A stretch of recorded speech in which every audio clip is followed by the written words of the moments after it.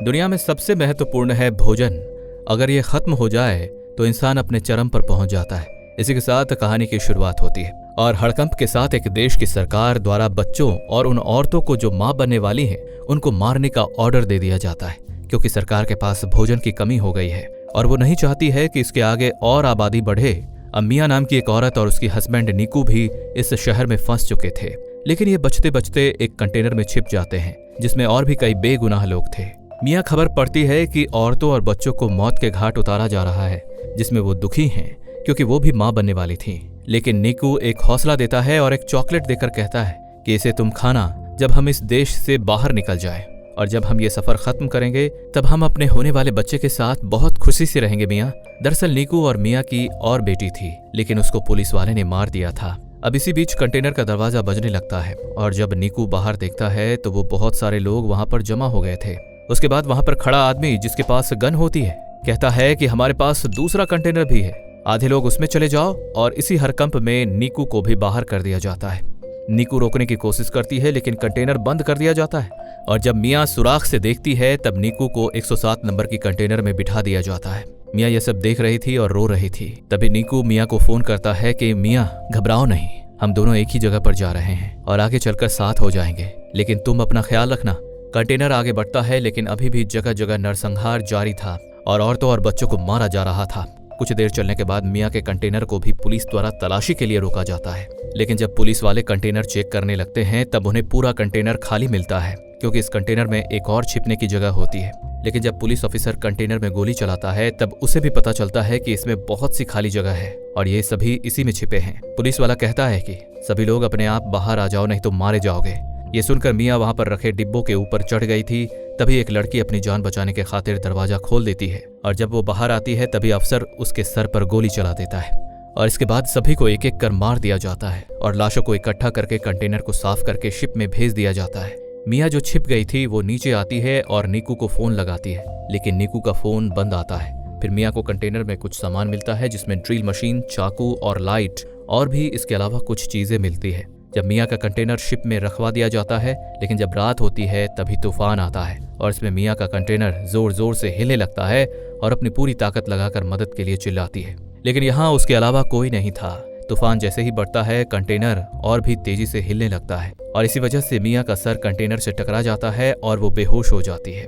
अब जब सुबह होने पर मियाँ को होश आता है तो वो देख पाती है कि बाकी कंटेनर की तरह ही उसका कंटेनर भी पानी में डूब रहा है। मियाँ बहुत डर जाती है और नीकू को कॉल करने लगती है, लेकिन उसका फोन टूट चुका था। मियाँ देखती है कि पास के कंटेनरों से चिल्लाने की आवाज आ रही थी जिसमें बाकी के लोग थे और जब वो एक छेद से बाहर देखती है तब उसे 107 नंबर का कंटेनर दिखता है जो कि नीकू का था और वो अब धीरे धीरे डूब रहा था।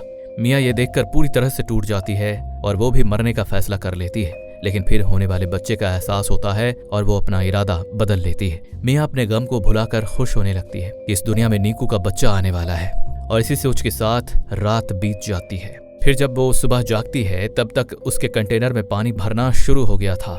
मियाँ घबरा जाती है और डूबने लगती है, लेकिन तभी उसकी आंख खुलती है, यानी कि ये सिर्फ उसका सपना था।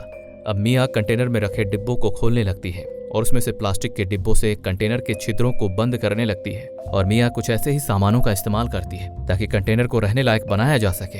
अब मियाँ का फोन बजता है जो कि नीकू का था और ये अभी भी जिंदा था। नीकू मियाँ को बताता है कि मियाँ तुम बिल्कुल फिक्र मत करो, अभी जिंदा हूँ मैं, मुझे उस 107 नंबर वाले कंटेनर से निकाला गया था। मियाँ उसे अपने हालात के बारे में बताती है कि वो कंटेनर में फंस चुकी है। नीकू उससे कहता है कि तुम बिल्कुल फिक्र मत करना मियाँ, मैं तुम्हें निकाल लूंगा। नीकू को जिंदा जानकर मियाँ को बहुत ही सुकून मिलता है और वो कंटेनर में लोगों का खाना तलाशने लगती है जो कि उसे मिल भी जाता है। मियाँ इसे बहुत ही सावधानी से इस्तेमाल कर रही थी कि वो यहाँ से कब तक निकल पाएगी। अब एक रात समुद्र में बहुत तेज तूफान आता है और मियाँ को एक भयानक दर्द के साथ एक बेटी का जन्म होता है। मियाँ देखकर बहुत खुश हो जाती है, लेकिन साथ में दुखी भी होती है कि उसने इस बच्चे को इस हालत में जन्म दिया है। मियाँ अपनी बेटी का ख्याल रखती है, लेकिन अब उसके पास पड़ा खाना भी खत्म होने को आ गया था। मियाँ सोचती है कि आखिरकार वो ऐसे कब तक जिंदा रहेगी। तभी मियाँ अपनी ड्रिल मशीन से कंटेनर के ऊपर रास्ता बनाने की कोशिश करती है। अब उसकी बेटी रोने लगती है। मियाँ नीचे आती है और अपनी बेटी को संभालने लगती है। अब अगले दिन मियाँ नई उम्मीद के साथ ड्रिल करती है, लेकिन अब ड्रिल मशीन भी बंद हो चुकी थी। तभी मियाँ को एक चाकू मिलता है और वो उसमें अपना काम जारी रखती है, लेकिन चाकू भी टूट जाता है।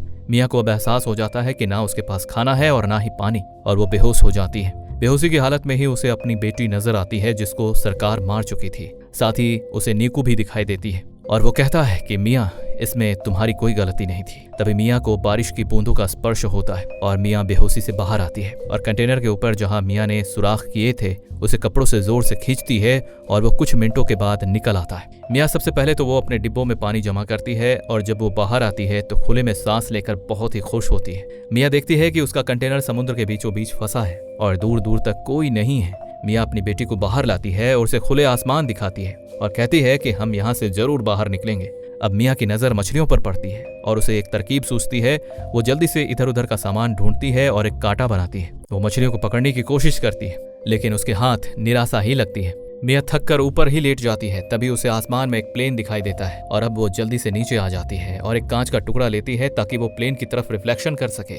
लेकिन जल्दबाजी में उसके पैर पर कट लग जाता है लेकिन फिर भी वो रिफ्लेक्ट करती है, पर तब तक देर हो चुकी थी। प्लेन उसकी पहुंच से दूर हो चुका था। मियाँ निराश होकर नीचे आती है और अपने घाव को सील कर पट्टी करती है। मियाँ को अपने कंटेनर में बहुत सारे ईयरफोन दिखते हैं जिसमें वो पूरी रात जाकर एक जाल तैयार करती है और अब मियाँ इस जाल से मछलियों को पकड़ने का काम शुरू करती है और ऐसा कई दिनों तक करती है। वो डिब्बों पर मैसेज लिखकर बताती थी कि ताकि कोई तो उसकी मदद के लिए आए। अब एक रात नीकू का कॉल आता है और वो मियाँ से कहता है कि मियाँ, तुम्हें बचाने मैं नहीं आ सकता, हमें पुलिस ने पकड़ लिया है और मुझे गोली भी लगी है। मियाँ उसे अपने बेटी के बारे में बताती है और उसे अपनी बेटी की आवाज भी सुनाती है। तभी उसका फोन बंद हो जाता है और उसके बाद मियाँ कंटेनर पर ही सो जाती है। मियाँ को ऐसे ही करते करते 32 दिन गुजर जाते हैं और अब उसने सारा सामान भी इस्तेमाल कर लिया था। अब वो डिब्बा को इस्तेमाल करके एक कश्ती बनाती है और अपनी बेटी को लिटाकर मछलियां जमा करती है। तभी मियाँ को एक पक्षी दिखाई देता है। तब मियाँ सोचती है कि जरूर जमीन आसपास ही होगी। थोड़ी देर में रात होती है और तब कंटेनर में पानी भरना शुरू हो गया था। मियाँ अपनी कश्ती से जा रही होती है कि तभी उसकी बड़ी बेटी की तस्वीर कंटेनर में गिर जाती है और मियाँ जब उसे लेने जाती है तब उसका पैर कंटेनर में फंस जाता है और ऊपर से उसकी बनाई कश्ती भी बहने लगती है जिसमें उसकी बेटी थी। मियाँ जैसे तैसे कंटेनर से बाहर आती है लेकिन जब उसको अपनी बेटी दिखाई नहीं देती तब वो जोर जोर से चिल्लाने लगती है लेकिन वो कहीं नजर नहीं आती।